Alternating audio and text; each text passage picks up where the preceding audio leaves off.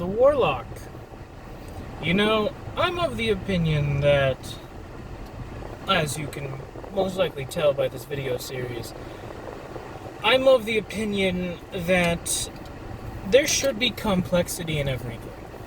Everything should be more complicated than it should initially seem to be. However, complicated does not mean simple. As I've learned that the definition between the two of easy and simple is that a task can be easily said, but the simplicity of the action is not so. Meanwhile, a task can be simple, but it cannot be easy. I think the same could be same for complexity and simplicity. You can have one and the other. You can have your cake and eat it too in this case, where the complexity comes from the amount of things rather than the actual individual complexity. If you have too many components and each one is just as complicated as the other ones, and they are all equally very convoluted, hard to understand, and complex, then you have yourself a complex construction.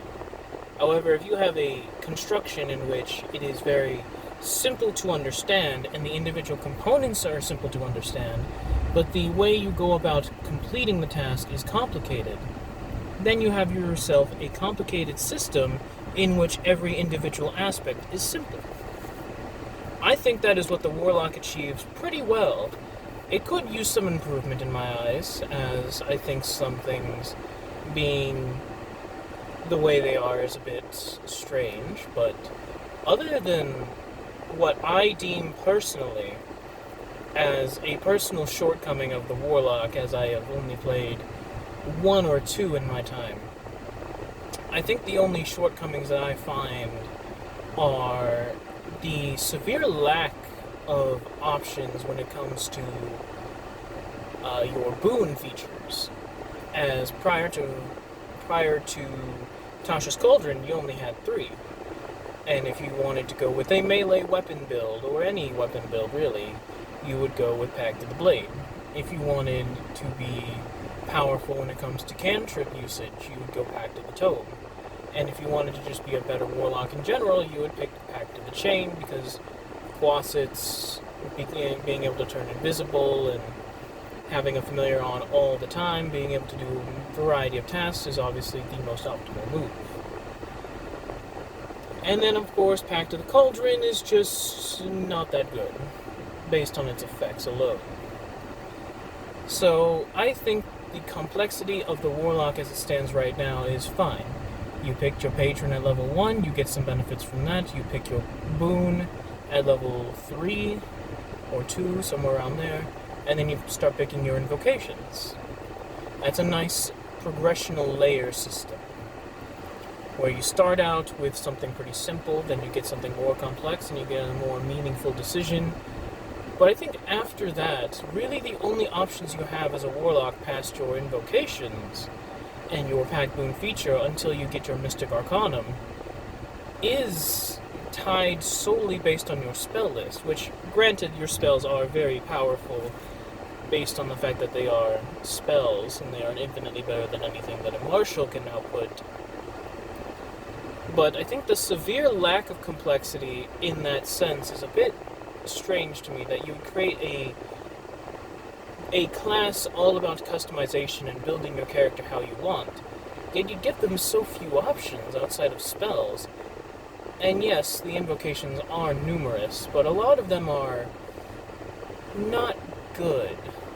Primarily, they have options for your Eldritch Blast, and those mostly take the front seat in the most picked invocations, as they directly enhance your capabilities as a Warlock.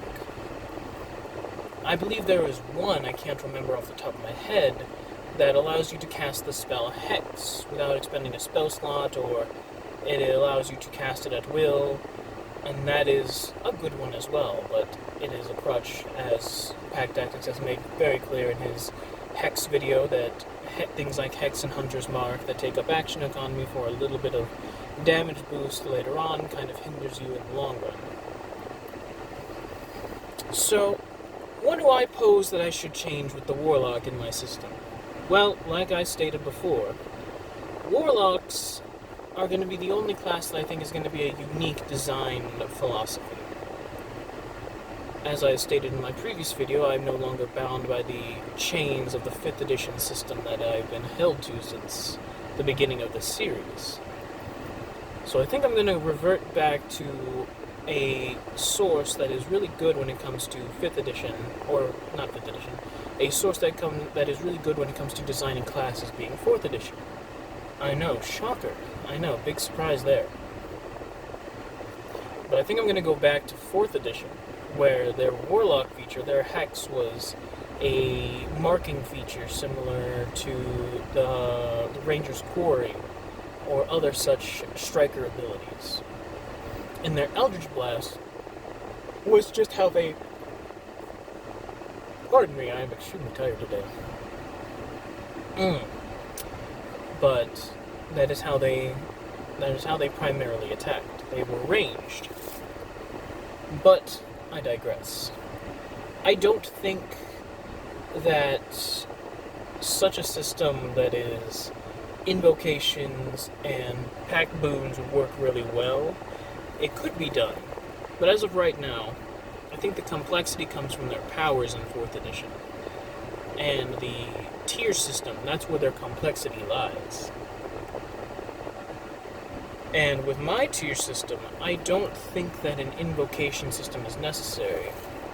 But I will leave it up to you. I will leave another poll like I did with the Druid video. I will let you all decide. My ideas are this. If I decide to axe the invocations and the pack boon features, I instill in place the tier system where the Warlock will have access to their normal array of powers, as every other class will, and the resources will be similar to the spellcasters. The one difference being is that once they pick their tier, whether that be their first tier, their second tier, third tier, or fourth tier abilities, that is where you will solidify yourself as the kind of Warlock you are. Where at the first tier, you'll get the basic one, where you either are really good with weapons, spellcasting, some other arbitrary third thing I haven't thought of at the time. But basically, your first tier will give you a benefit for the type of Warlock you want to be, similar to a Pact Boon. And then every tier afterwards, it will provide you an additional benefit for sticking with your theme, but will not strictly adhere you to that theme. And that is going to be a running theme with the tier system, which I'll get into in another video. But basically, you could go 3 tiers into being a melee Warlock and then decide that you wanted more cantrips for whatever reason. And then you could choose that, but you'd only get the basic version of it. This will go over in another video like I previously stated. Mystic Arcanums, no. No. Those will not be a thing. I personally think that they are of not very good design, and that they are limiting design space. As being a Warlock and only having one spell slot of those higher levels is very limiting, but even the spell slot system as a whole is limiting. So instead, what they will be getting is their daily powers.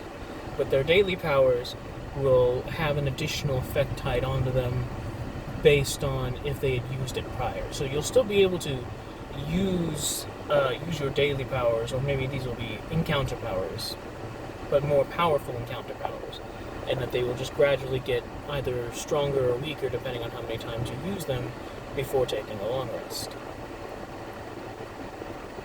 I think that will allow for really explosive damage hits in the beginning, and then gradually decrease in power as you aren't able to have that random surge of power that your patron gives you for casting this really high level spell that you normally wouldn't be able to do. I think this is a very good way of designing things, as it rewards players for being more diverse in their spell choice by not exactly limiting them by saying you cannot do these things, but that you will be punished for doing such things. And it will reward you for using other abilities. It promotes diversity of spells, diversity of play, more complex thinking, and even if that's not how the average person sees it, where they will see it as, well, you're just punishing players for using the same spell over and over again. Well, in older editions, you couldn't use the same spell over and over again in a single combat encounter. You had to use different options. You had to rely on your teammates to help you. You had to rely on other abilities to aid you whenever the primary ability that you use could not be used anymore. I think this will bring back that sense of power that the Warlock has in 5th edition, but also limit it to a degree in which that it feels more free, but also keeps the restrictiveness of the class that people, for whatever reason, seem to like. I don't know why people like the higher tier Mystic Arcanum abilities. I really don't, but it will help restrict them just enough to know that they can do it more than once, but if they do not, they get a benefit for it. And if they do, they could still use it, but it will be greatly diminished.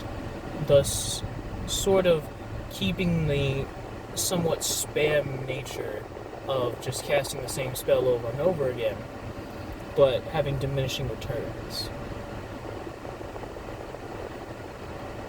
Anyway, I think that's all that really needs to change with the Warlocks, if I'm all in my honest opinion, is that. Or, if I do decide to keep Invocations and Pack Boons, I forgot about that, I apologize.